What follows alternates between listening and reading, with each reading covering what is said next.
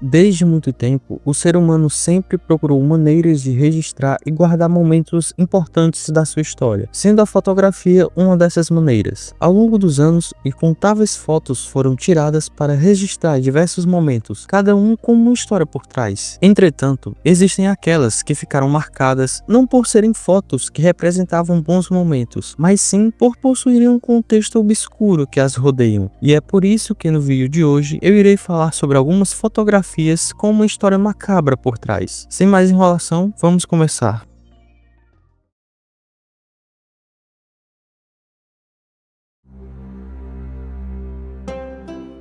Nas terras da Nova Zelândia, existe um povo que habita esse país desde séculos atrás, o povo Maori. Eles possuem uma cultura muito rica e são muito ligados a questões espirituais. Entretanto, eles também possuem uma tradição um tanto quanto peculiar, chamada de Mokomokai, onde basicamente as tribos Maori preservam as cabeças de seus falecidos através de um processo minucioso em que os olhos e o cérebro eram retirados, depois disso os orifícios eram preenchidos com fibra de linho e goma e então selados. Após isso, a cabeça era cozida, geralmente no vapor, e posteriormente defumada em uma fogueira. E a última etapa consistia em deixar a cabeça secar ao sol durante vários dias, onde por fim ela recebia uma camada de óleo de tubarão. Entretanto, as cabeças só eram exibidas em cerimônias sagradas ou em ocasiões especiais. Inclusive, existe uma foto conhecida que ilustra essa tradição, sendo a sua história a seguinte. Durante o século XIX, mais especificamente na década de 1860, o major-general conhecido como Horatio Gordon Hobley estava servindo ao exército britânico durante as guerras que aconteciam na Nova Zelândia. Enquanto estava no país, ele ficou fascinado pelos homens da tribo local, os Maoris, e por toda a tradição de tatuagens faciais. Ele descobriu que essas tatuagens eram conhecidas como moko e eram dadas principalmente a homens com uma classificação alta na sociedade. Então, quando alguém com uma tatuagem morria, a sua cabeça era inteiramente preservada a fim de honrar a sua alta posição. E para isso, era feito todo o procedimento de preservação que expliquei antes. Durante o início desse século, os Mokomokai se tornaram itens valiosos para o comércio, o que levou os Maori a fazerem trocas com os europeus, em que eles lhe ofereciam armas de fogo no lugar de suas cabeças. Então, a partir desse comércio, Hobley adquiriu uma coleção de 35 cabeças preservadas. Inicialmente, ele tentou vender a sua coleção para o governo da Nova Zelândia, porém acabaram recusando a oferta. Mas, após essa recusa, o Museu Americano de História Natural iniciou negociações com Hobley pela sua coleção, a comprando em 1890 por um total de 1.250 libras.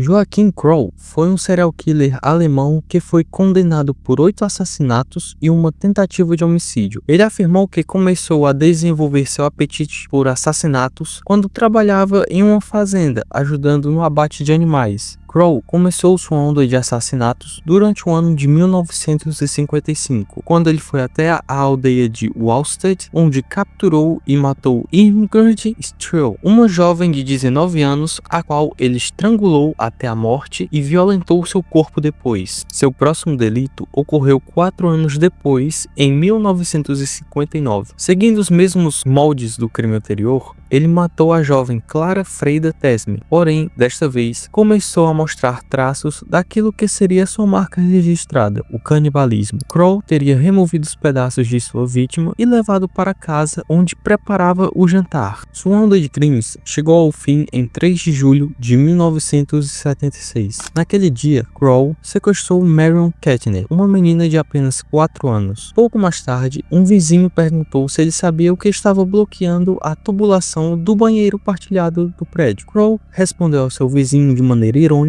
para ele descobrir o que estava acontecendo se tivesse coragem. Após o seu vizinho verificar o banheiro, ele encontrou minúsculos órgãos humanos e imediatamente contatou a polícia. E quando os policiais chegaram no apartamento de Kroll, encontraram o corpo desmembrado de Marion Kettner. Partes dela estavam na geladeira, uma mão cozinhava no fogão e entranhas entupiam o encanamento. A polícia revirou o banheiro e encontrou o fígado fígado, pulmões, rins e coração de Kettner. Joaquim foi preso imediatamente, admitiu ter assassinado Kettner e deu detalhes à polícia de outros 13 assassinatos. E sobre a parte do canibalismo, ele disse que algumas vezes cortava porções de carne das vítimas para economizar nas compras do supermercado. O cara não batia nem um pouco bem da cabeça. E a sua foto que ficou mais conhecida teria sido tirada após a sua prisão com o intuito de reencenar um de seus assassinatos. Eu não sei quem é mais louco agora, o serial killer aí ou o fotógrafo que teve essa ideia.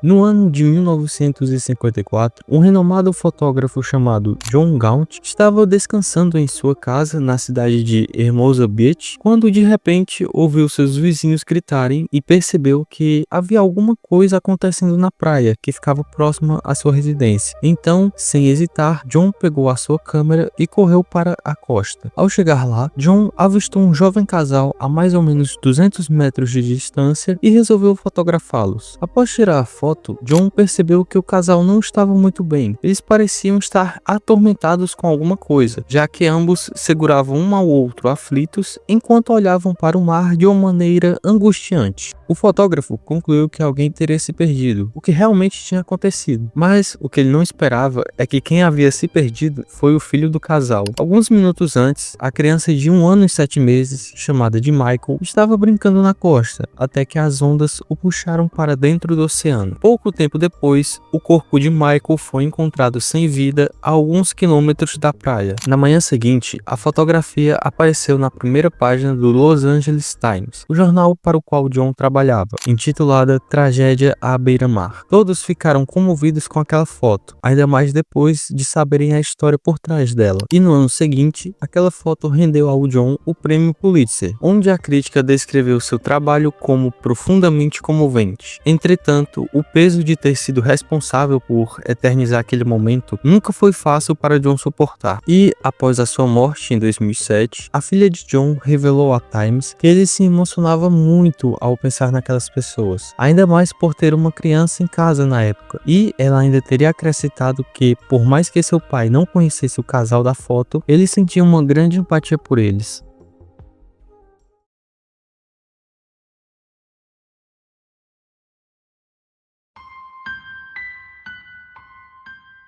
The Amityville Horror é um dos casos de casa mal-assombrada mais famosos da história americana. No ano de 1976, uma investigação paranormal foi conduzida dentro da casa, onde uma câmera infravermelha foi colocada no patamar do segundo andar. A câmera estava com um temporizador e tirava fotos periodicamente durante certas horas da noite. Após o lançamento do filme também intitulado The Amityville Horror, uma certa foto foi liberada ao público, fazendo com que só aumentasse o mistério que havia por trás daquela casa. Na foto, parece que um pequeno menino está colocando sua cabeça para fora da sala, olhando na direção da câmera. Alguns especulam que esse fantasma seja o espírito de John Matt, que foi uma vítima de seu irmão Ronald Jr., que em 1972 assassinou a própria família enquanto dormiam. O pessoal mais cético acha que na foto está Paul Bartz, um dos investigadores que estavam na casa. Bartz estava usando uma camisa parecida com a que o garoto estava usando na foto. Entretanto, para que isso fosse verdade, Bartz teria que estar de joelhos ou agachado, já que a altura do rosto mostrado na foto, em comparação com a porta e o corrimão, faria com que o menino tivesse cerca de 1 metro de altura. Porém, a autenticidade e as origens da foto continuam sendo um tópico de debate. No entanto, alguns investigadores sugerem que a casa é realmente assombrada por espíritos, devido à trágica história que a cerca.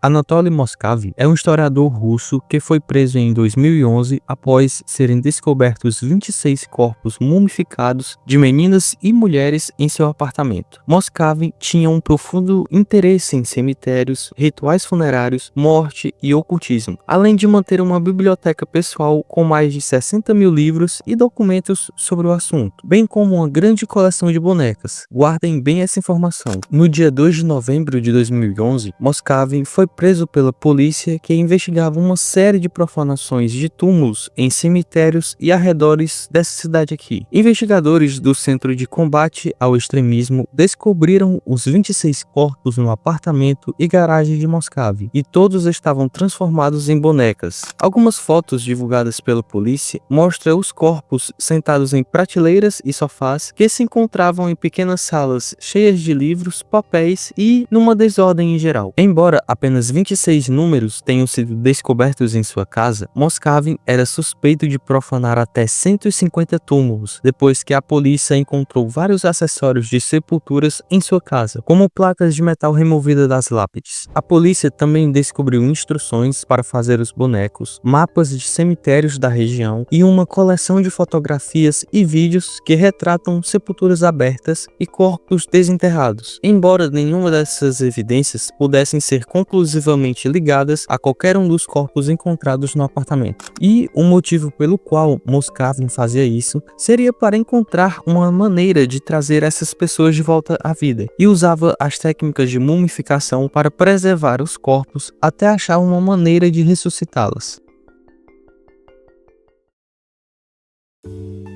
Então acho que é isso. Se você assistiu até aqui, meu muito obrigado pela sua audiência. E se você gostou desse tipo de conteúdo, considere se inscrever no canal para acompanhar mais vídeos como esse. Até a próxima!